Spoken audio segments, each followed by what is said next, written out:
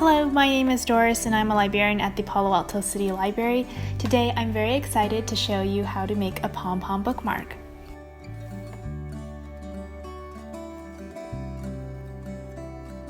For this project, you're going to need some yarn, scissors, a ruler, a small jar lid or bottle cap depending on how big you want your pom-pom, and some charms or buttons to attach at the end of your bookmark.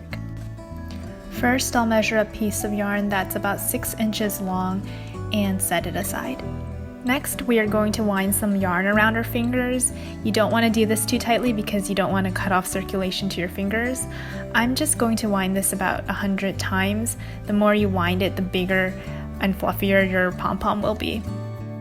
If you want to make a pom-pom that's multicolored, you can wind different colors of yarn around your fingers instead of just one, or use multicolored yarn. Remove the yarn from your fingers and lay it flat. Now we're going to grab the yarn that we cut earlier and just use that to tie a knot around the rolled up yarn. And I'm just going to double knot it to make sure it's really secure. So now comes the fun part. I'm just going to start cutting through the loops. And you can fluff the pom-pom as you go and see where else you need to cut to start making the pom-pom more rounded. I'm just going to bring in my lid now to help me make this pom-pom even more rounded. You're welcome to use any circular object as your guide when cutting the extra yarn off. Remember to keep fluffing your pom-pom as you go and cut from various angles and keep cutting it until it looks right to you. The more you cut it, the more densely packed your pom-pom will be. When you're satisfied, you should have a fluffy little pom-pom that's ready to be made into a bookmark. In this next part, I'll lay out a book to see how long I want to cut my yarn for the bookmark, but you're welcome to use any length you'd like. And so we're just going to double that by crossing it over, and then I'm just going to snip it.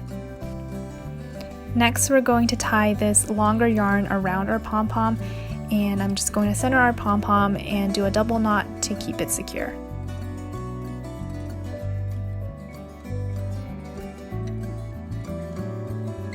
If you don't want to add any charms to your bookmark, all you have to do is tie together the loose ends at the bottom and you're done. You can use this bookmark in any size book, but you have to be careful when you're opening the book because there's no weight weighing it down. So next we're going to add some charms. I like to add a charm because it helps weigh down the pom-pom so that my bookmark doesn't fall out when I open the book. The only thing though is that depending on the charm you use, your bookmark might not fit all types of books, but this one works for the one I have here today. And there you have it, a cute and fluffy bookmark to help you remember where you left off in your book.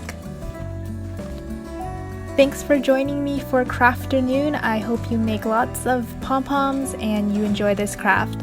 See you next time!